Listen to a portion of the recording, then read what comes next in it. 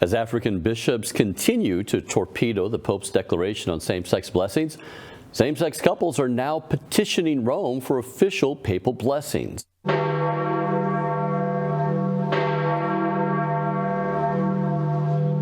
Join us with the latest from the Eternal City. Church Militant's Rome correspondent, Dr. Jules Gomes. Jules, do I have this right? Official papal blessings for marriages on parchment. You know, I have one of those. Are homosexual couples actually seeking such blessings for their gay relationships? Brad, over the weekend, the Italian newspaper Il Messaggero broke the story that there is literally a flurry of applications to the Vatican Dicastery for Charity Services. Now, that is the website, that is the dicastery that issues these blessings in Europe. We pay anything from €20 to €28 to get them by post, and you can get them for, ordinations or baptisms or weddings or even wedding anniversaries. And the Vatican has been caught with its pants down big time because they just didn't anticipate that homosexual couples would now be applying for official papal blessings on their homosexual relationships. Do we know yet? I mean, it'd be kind of early, but do we know if the Vatican has made any response yet to these couples? And if the answer is no, is Pope Francis going to come across as rigid?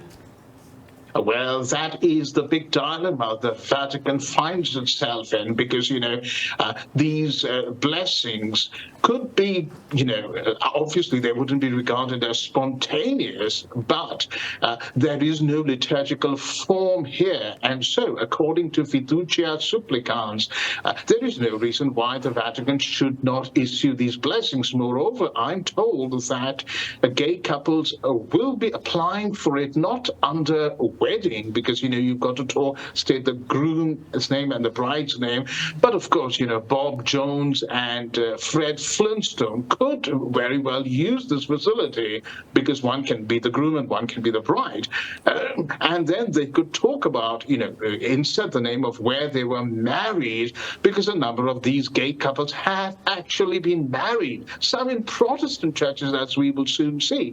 But yes, you're right, the Vatican might, discover that it is now being called rigid if it does not issue these blessings.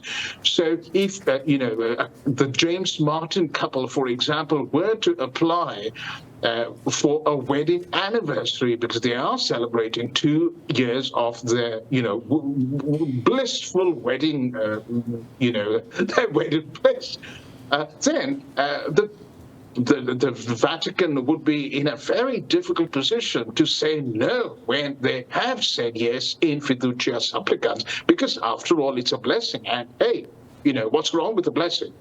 Yeah, and maybe the way they word it, they're going to say, well, on your anniversary of getting to know one another, or your, getting, of your happy friendship or something like that, they might spool it that way. That'll be interesting to see how that actually rolls out. Now, Jules, this all comes right in the wake of what may be the biggest bombshell from Africa yet to hit the Pope's declaration on same-sex blessings. Can you tell us about that? Brad, we have been reporting, but since we took a break for Christmas, it's gotten worse. The sheer bomb shelling from across the continent of Africa has only intensified, with bishops using the Christmas season, particularly Christmas, Day messages, to really blast the Vatican for this document. And we've already seen Nigeria, Togo, Cameroon, Kenya, Zambia, Burkina Faso and Niger, Ghana, Rwanda, Angola, and Sao Tome. These are just the African countries, but we've also seen Kazakhstan, Hungary, Poland, Brazil, Argentina, etc. At least in some of these countries, countries like Poland or Brazil and Argentina, some dioceses and some bishops categorically prohibit their clergy from offering these blessings. We are now seeing this particularly stridently from one bishop. I mean, I say one bishop. Many have been, outstanding in their rejection, but he is very, very strident. And in a kind of 18-minute sermon, he ripped the whole declaration apart. His name is Bishop Martin Mtumbuka from the Diocese of Karonga. And listen to what he has to say. Our major concern is that this document looks to us like a heresy. It reads like a heresy,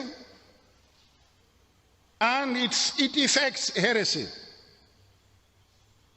The document asks us to bless two people of same sex as individuals, but not as a couple. So these two people of same sex who the previous night slept together like a couple and present themselves to us as a couple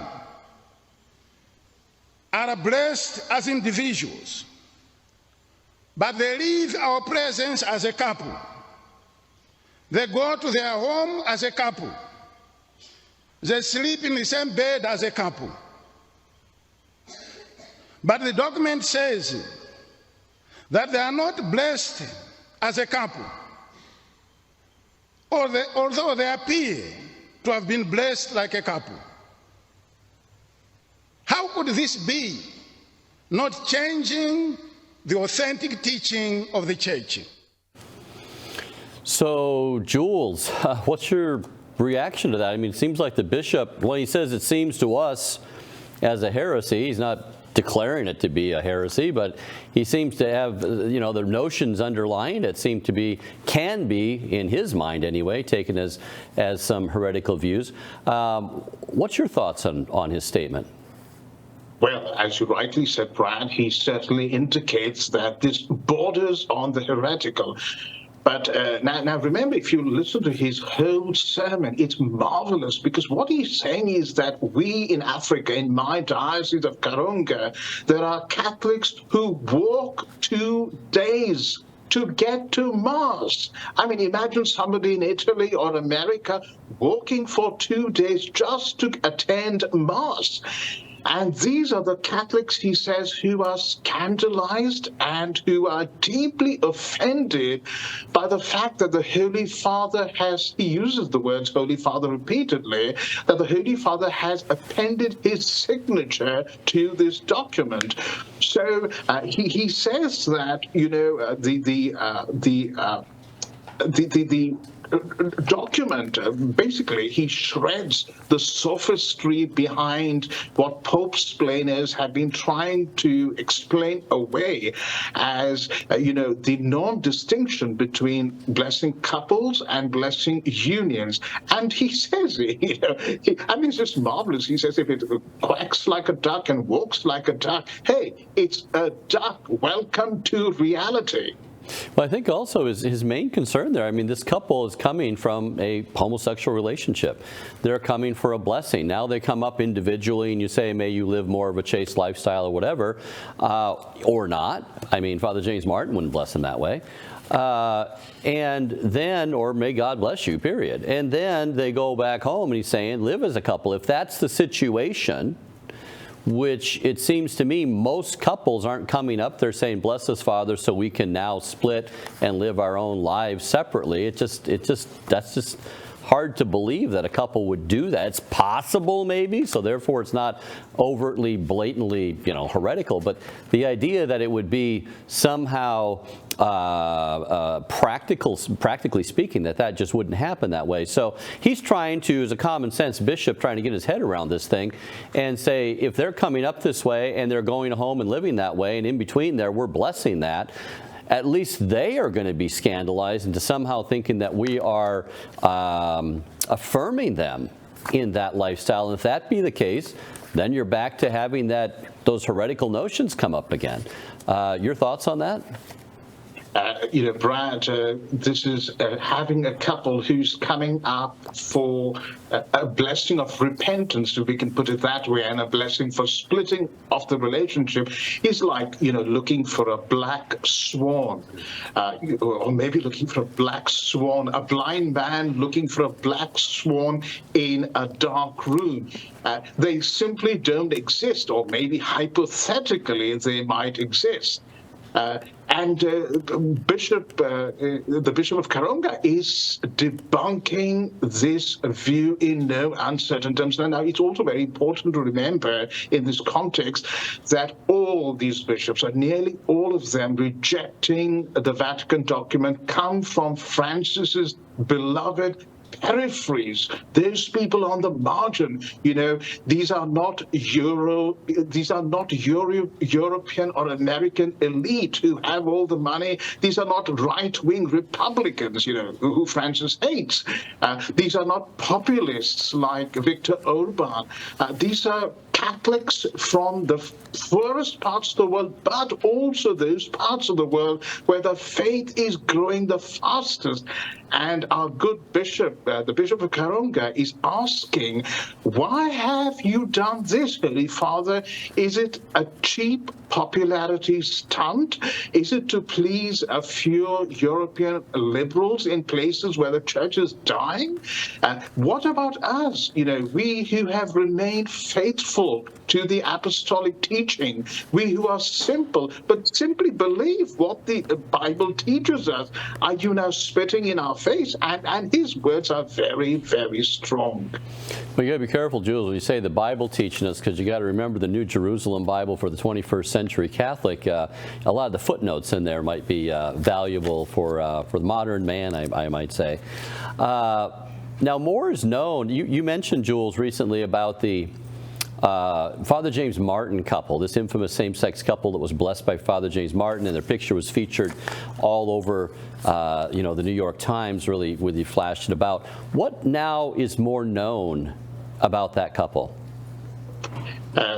They are revealing more of themselves because James Martin and his outreach ministry are bragging about what's happening. And the couple, Jason Stidle Jack, and his quote-unquote husband, Damien Stidle Jack, they've now revealed that Jason is a professor, assistant religious studies professor at St. Joseph's University in Brooklyn, New York. And this is a Catholic university founded by nuns who still claim to be proud of their Catholic tradition, while, of course, being very inclusive and diverse. And more importantly, the sins just keep multiplying here because this couple, Father James Martin's, pioneering couple featured in the New York Times, they now tell us they were married. Right? This is not a civil union. This is a marriage. They were married by, guess who?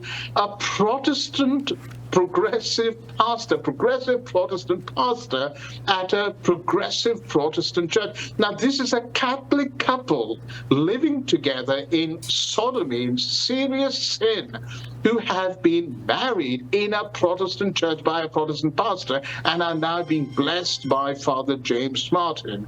And by the way, Brad, thank God the Africans don't read the New Jerome Biblical Commentary for the 21st century with all its, footnotes and text excusing sodomite relationships. Yeah, Jerome probably wouldn't approve of that anyway. So, Father James Martin's pals over at the pro-gay site Outreach are actually bragging that the Pope's declaration on same-sex blessings made history. Can you give us the details on that? Well, at St. Paul's, it's called Historic St. Paul's Church. This is a historic church. in Kentucky, Lexington, Kentucky, and on Sunday, Father Richard Watson, the parish priest, proudly blessed a same-sex couple. From the photograph, it's difficult to tell whether they are a lesbian couple or a male homosexual couple, but this was featured and tweeted by Father James Martin Outreach. But the dam is also breaking in Britain, and my good friend and writer Mark Lambert tells me that his diocese, the Diocese of Brentwood, is now advertising for same-sex blessings, basically telling people if you are in, married, divorced and remarried, or if you're just cohabiting, or if you're a same-sex couple, we would like to extend this blessing to you as an act of kindness by the Church. And the person who's leading, the charge of the gay brigade there is Father Dominic Howard. And Mark Lambert has written a number of articles exposing the very pro-gay agenda of this priest in the Diocese of Brentwood. Let's switch gears for a second, Jules. Move over to India, a place that you know quite a bit about. A cardinal from India and a close consultant for Pope Francis is actually defending the declaration to the hilt. What's he have to say? Cardinal Oswald Gracious, who is part of, the C9 of Inner Circle of Pope Francis, he's been very open to same-sex relationships. In fact, he blessed a hotline, an LGBTQ hotline, not long ago in Bombay, in the Archdiocese of Bombay. And when he was asked about fiducia supplicans, he said that India will welcome this document. He says that it is just natural for Indians, by which, of course, he means Hindus, I suspect, because India has a significant Muslim population that would find this abhorrent, and so would Christians of every denomination there, including the ancient St. Thomas Christians. But Cardinal Gracias goes on to insist that this is an affirmation of our spirituality and a gift from the Vatican, because Indian spirituality, the Indian mentality is inclusive. All are searching for God, all are searching for truth, and all are searching for spirituality. He says, my own concern is that he is assuming too much of Hindu spirituality, something he knows little about. And, Hindus have been accusing Catholics over the past couple of decades of cultural appropriation, of basically taking their own ideas or Hindu ideas and Catholicizing them, or vice versa. And Cardinal Gracias' words are not going to go down very well in India, except maybe among the ultra-left-wing lobby pushing for gay marriage. Well, I guess, in an ideal world, if all of the pieces in Fernandez's declaration there signed by the Pope are in place, where couples are truly seeking to separate, truly seeking to do God's will, and you're blessing them individually, and you're blessing them privately, and all of that in place, then you're not dealing with anything outright heretical. So in that sense, anthropologically, it might be, how can this be? But theologically, I guess there's some possible realm in which it can be still keep the faith with that. But the war, however, to bring same-sex couples to embrace Christ's gospel, this war is continuing. Good shepherds divided over this, on how to do this best. And that assumes, however, that all clerics on both sides are actually trying to get adulterous and homosexual couples to live chaste lives, and so enter the kingdom of heaven, and not merely normalize impure lifestyles that condemn people to hell for all eternity. So please pray for our shepherds, that they will shepherd the sheep according to the mindset of the Good Shepherd, Christ. Jules, thank you so much for bringing all these stories together on this new year. Thank you, Brad. Thanks again for watching today's episode of Rome Dispatch. This show is brought to you by donors like Real Estate for Life. If you're looking to buy or sell a home and want to support our mission, visit realestateforlife.org. Again, that's realestateforlife.org. Be sure to tell them Church Militant sent you. God bless.